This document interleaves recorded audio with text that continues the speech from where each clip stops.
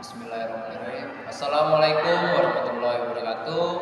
Perkenalkan, kami dari kelompok 3 Ilmu Dakwah ingin mempresentasikan tantangan dakwah dalam konteks modern. Yang pertama-tama saya ingin memperkenalkan diri dulu. Nama saya Khairul Umam dan rekan saya. Nama saya Safia. Nama saya Salsabila Yasin. Kami dari kelompok 3, langsung aja kita masuk ke materinya. Yang pertama ada dakwah di era globalisasi. Nah, teman-teman, siapa sih yang udah tahu tentang dakwah di era globalisasi? Apakah di sini ada yang belum tahu? Siapa tuh? Oke. Langsung aja kita masuk ke materinya. Dakwah di era globalisasi. Era globalisasi seakan tidak bisa dibendung lajunya memasuki setiap sudut negara dan menjadi sebuah keniscayaan. Nah, era ini menghendaki setiap negara beserta individunya harus mampu bersaing satu sama lain, baik antar negara maupun antar individu. Persaingan yang terjadi esensi dari globalisasi seiring memiliki pengaruh dan dampak yang negatif jika dicermati dengan seksama. Nah, itu dakwah di era globalisasi. Nah, dampak negatifnya itu yang pertama itu kecenderungan madia atau materialisme.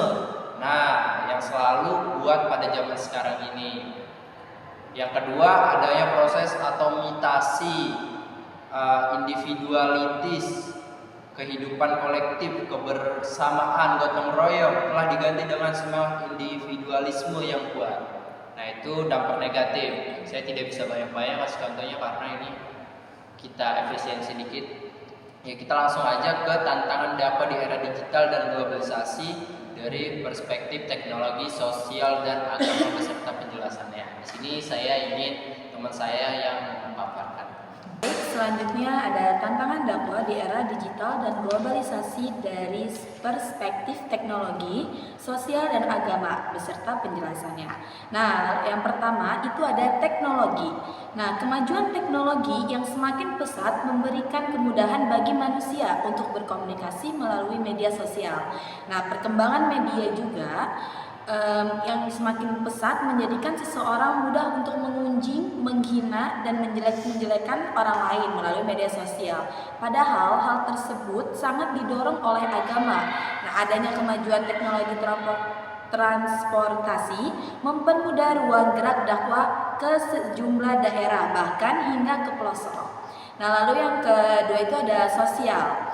Nah, fenomena era digital tak lepas dari zaman globalisasi, yang dimana keduanya itu merupakan sesuatu yang tak terpisahkan secara yang sudah pasti terjadi dan tak hanya memberikan manfaat bagi sektor ekonomi tetapi juga memberikan peranannya pada banyak aspek kehidupan manusia.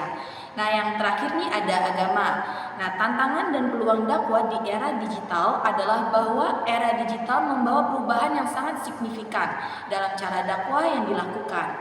Dakwah di era digital memerlukan pendekatan yang bijak dan adaptasi untuk memaksimalkan manfaat dan mengatasi tantangan yang muncul. Dalam menghadapi tantangan-tantangan ini, dakwah dapat menjadi sebuah kekuatan positif dalam mempromosikan nilai-nilai agama, toleransi, dan perdamaian dalam masyarakatnya. Lalu selanjutnya akan dijelaskan oleh rekan saya yaitu Safia. Nah, selanjutnya ada dakwah multiformisme dalam dakwah. Jadi penjelasan ini jika dititik dari segi bahasa atau etimologi, maka dakwah dapat berarti memanggil, mengundang, mengajak, menyeru, mendorong, ataupun memohon. Dalam ilmu tata bahasa Arab, kata dakwah merupakan bentuk masdar dari kata kerja, yaitu da'a. Yaitu dawaatan yang berarti memanggil, menyuruh, atau mengajak. Sedangkan yang menurut istilah dakwah dalam Al-Quran diungkapkan dalam bentuk fi'il maupun masdar sebanyak lebih dari 100. Kata Al-Quran menggunakan kata dakwah untuk mengajak kepada kebaikan yang disertai dengan risiko masing-masing pilihan. Dalam Al-Quran, dakwah dalam arti mengajak ditemukan sebanyak 46 kali. 39 kali dalam arti mengajak kepada Islam dan kebaikan, dan 7 kali mengajak ke neraka atau kejahatan. Selanjutnya dilanjutkan oleh rekan Khairul Umam. Oke teman-teman, kita langsung masuk di dakwah pluralisme dalam dakwah. Pluralisme dalam konteks keberagamaan adalah mengakui adanya keanekaragaman agama di tengah-tengah kita.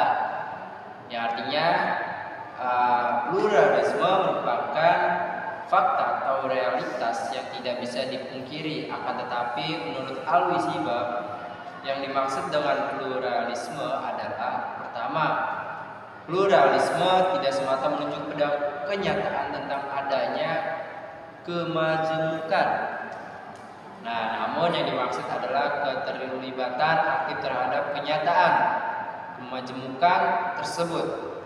Nah, pluralisme agama adalah bahwa tiap pemeluk agama dituntut bukan saja untuk mengakui keberadaan dan hak agama lain, tapi juga terlibat dalam usaha memahami perbedaan dan persamaan guna tercapainya kerukunan dalam kebinekaan. Kedua, pluralisme harus dibedakan dengan kosmopolitanisme.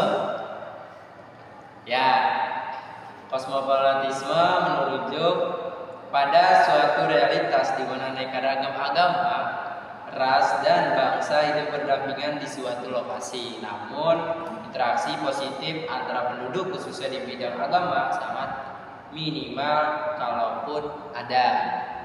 Nah, untuk selanjutnya kita masuk di pembahasan cara memahami pemikiran dan tren sosial dalam efektivitas dakwah. Langsung aja disampaikan oleh teman saya. Oke guys, sekarang kita masuk ke cara memahami pemikiran dan tren sosial dalam efektivitas dakwah.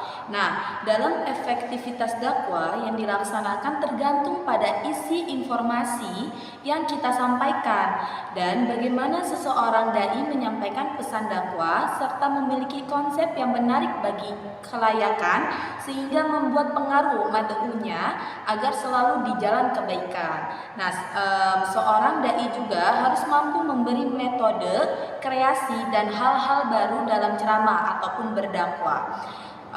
Maka efektivitas dakwah dapat terlihat dalam ceramah atau dakwah yang kita sampaikan akan efektif ketika penerima ataupun pendengar menanggapi dan membuat perubahan mereka sendiri dan akan lebih memilih konten dakwah yang disediakan oleh dai tersebut.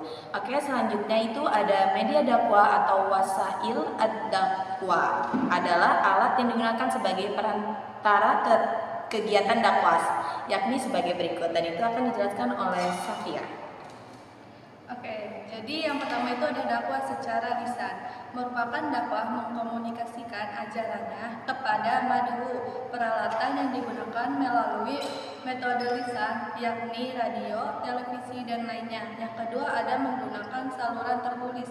Kegiatan dakwah dilakukan melalui koran, majalah, buku, dan lainnya. Yang ketiga itu ada menggunakan saluran visual, salah satu jenis kegiatan dakwah yang dilakukan sedemikian rupa sehingga manusia dapat melihat atau memandang. Alat visualnya seperti lukisan, kaligrafi, dan lainnya. Selanjutnya akan Baik, selanjutnya itu ada pertanyaan. Ya, tadi masih di tantangan dakwah dalam konteks modern yang tadi disampaikan oleh saya dan rekan-rekan saya, itu materinya ya teman-teman. Dan di sini ada pertanyaan nih untuk teman-teman di kanan saya, silakan siapa yang mau jawab. Nah, di sini ada pertanyaan, apa dampak gaya hidup modern terhadap minat generasi muda terhadap dakwah? Ya, Kak Salsa mau jawab? Boleh. Silakan. Oke, jadi dampak kita tuh sebagai anak muda itu tuh seorang pendakwah itu harus menyesuaikan tempat yang dimana pendakwah harus memiliki kreativitas sendiri, seperti kita memanfaatkan teknologi karena teknologi dapat menjadi media yang efektif untuk menyebarkan dakwah. Nah, namun di sisi lain gaya hidup modern juga dapat menjadi tantangan yang mempengaruhi minat generasi muda terhadap nilai-nilai agama. Oleh karena itu, penting bagi seorang pendakwah untuk beradaptasi dengan perkembangan zaman sekarang, yaitu dengan menggunakan teknologi sebagai media dakwah dan menyampaikan pesan agama dengan cara yang lebih relevan dan menarik bagi para anak muda zaman sekarang. Nah, itu jawaban aku. Ya, terima kasih Kak Salsa atas jawabannya. Saya kira dari teman-teman semua yang sudah menonton video ini sangat jelas ya penjelasan dari kami bertiga, dan mungkin kita langsung masuk kesimpulannya aja boleh?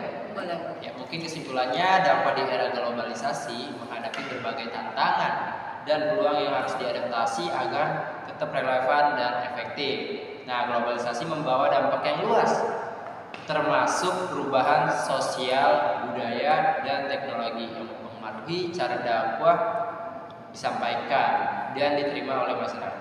Di sisi lain nih, kemajuan teknologi digital menawarkan berbagai platform yang dapat digunakan sebagai media dakwah seperti media sosial, website, podcast, atau bisa juga video share langsung. Nah, mungkin itu aja teman-teman ya kesimpulan dari kami. Ya kan?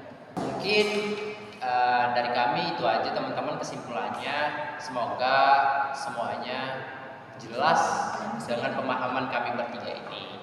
Ya, kami bertiga mau pamit undur diri. Apabila ada salah kata yang sudah kita tuturkan, mohon dimaafkan. Jadi kami bertiga izin pamit. Wassalamualaikum warahmatullahi wabarakatuh.